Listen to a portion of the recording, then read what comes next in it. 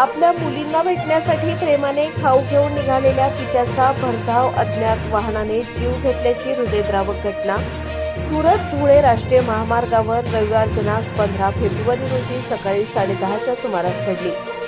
या भीषण अपघातात बंधारपाडा येथील मनेश शिवाजी गावित वय 37 वर्ष यांचा जागीच मृत्यू झाला असून त्यांच्या पत्नी रेहनी मनेश गावित वय 35 वर्ष या किरकोळ जखमी झाल्या आहेत।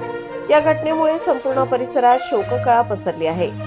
याबाबत विसरवाडी पोलीस ठाणे येथे अज्ञात वाहन चालकाविरुद्ध गुन्हा दाखल करण्यात आला आहे। पोलीस सूत्रांनी दिलेल्या माहितीनुसार मनीष गावित हे त्यांच्या स्प्लेंडर दुचाकीवरून रेहना मनेश गावित या पत्नीसमवेत विसरवाडीहून पानबारा येथे जात होते।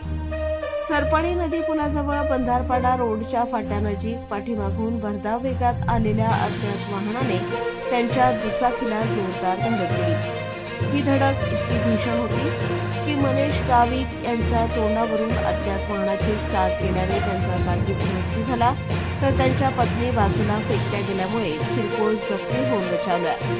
अपघातानंतर वाहन चालक घटनास्थळावरून फरार झाला। घटनेची माहिती मिळताच पोलीस उपनिरीक्षक देवीदास वडगुले, पोलीस कर्मचारी हिंदुस्थान नाईक सागर चौधरी व पोलीस वाहन चालक राजू कोकणी यांनी तात्काळ घटनास्थळी धाव घेत पंचनामा केला। त्यानंतर अपघातग्रस्त दाम्पत्यास महामार्गावरील 1033 रुग्णवाहिकेद्वारे विसरवाडी ग्रामीण रुग्णालयात दाखल करण्यात आले। मात्र वैद्यकीय अधिकाऱ्यांनी तपासणीअंती मनीष गावित यांना मृत घोषित केले। पुणे ग्रामीण रुग्णालयात शवविच्छेदन प्रक्रिया पूर्ण करून मृतदेह नातेवाईकांच्या ताब्यात देण्यात आला। दरम्यान घटनेची माहिती मिळताच बंधारपाडा व परिसरातील नातेवाईकांनी रुग्णालयात मोठी गर्दी केली। कुटुंबियांनी केलेला आक्रोश पाहून उपस्थितांचे डोळे पाणावले आणि संपूर्ण परिसर हळहळला। मनीष गावित हे कुटुंबातील कर्ते पुरुष होते। ते रिक्षा चालवून व शेती करून आपल्या कुटुंबाचा उदरनिर्वाह करत होते। त्यांच्या अकाली निधनाने कुटुंबाचा आधारवडच हरपला आहे।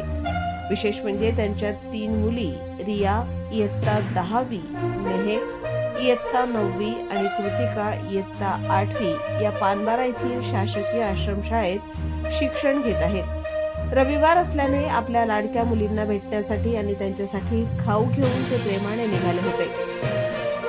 मात्र नियतीने क्रूर घाव घालत त्यांच्या मुलींना भेटण्याची शेवटची इच्छाही अपूर्णच ठेवली।